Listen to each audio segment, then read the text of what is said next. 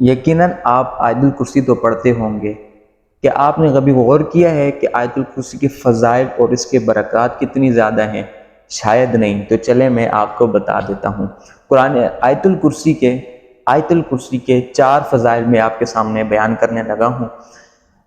حدیث پاک میں آتا ہے کہ آیت الکرسی قرآن پاک کی آیتوں میں بہت ہی عظمت والی آیت ہے۔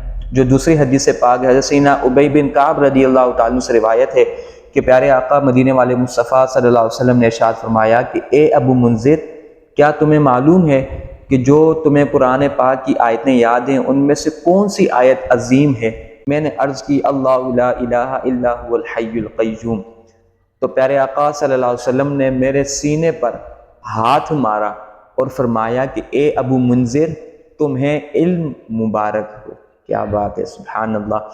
تیسری جو حدیث پاک ہے اس کی فضیلت کے بارے میں، وہ یہ ہے کہ تدرک کی ایک روایت میں ہے کہ سورہ بقرہ میں ایک آیت ہے جو تمام آیتوں کی سردار ہے، اور جو اس آیت کو پڑھتا ہے اس کے گھر سے شیطان نکل جاتا ہے، اور وہ آیت الکرسی ہے۔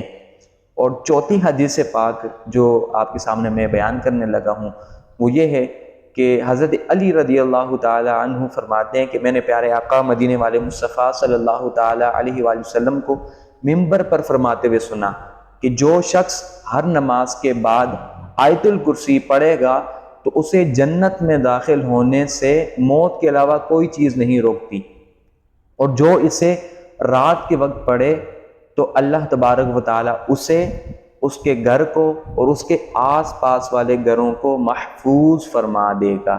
تو کیا بات ہے آیت الکرسی پڑھنے کی۔ شاید اس سے پہلے آپ نے کبھی آیت الکرسی کے ان فضائل پر نظر نہ دوڑائی ہو، لیکن آج آپ کے سامنے بیان کر لیا، تو کوشش کریں کہ آیت الکرسی کو پڑھنا اپنا معمول بنا لیں، ہر نماز کے بعد پڑھنا شروع کر دیں، رات کو سونے سے پہلے پڑھنا شروع کر دیں، تو انشاءاللہ آپ خود دیکھیں گے کہ اس کی برکتیں کتنی زیادہ ہیں۔ اللہ پاک ہم سب کو عمل کرنے کی توفیق عطا فرمائے۔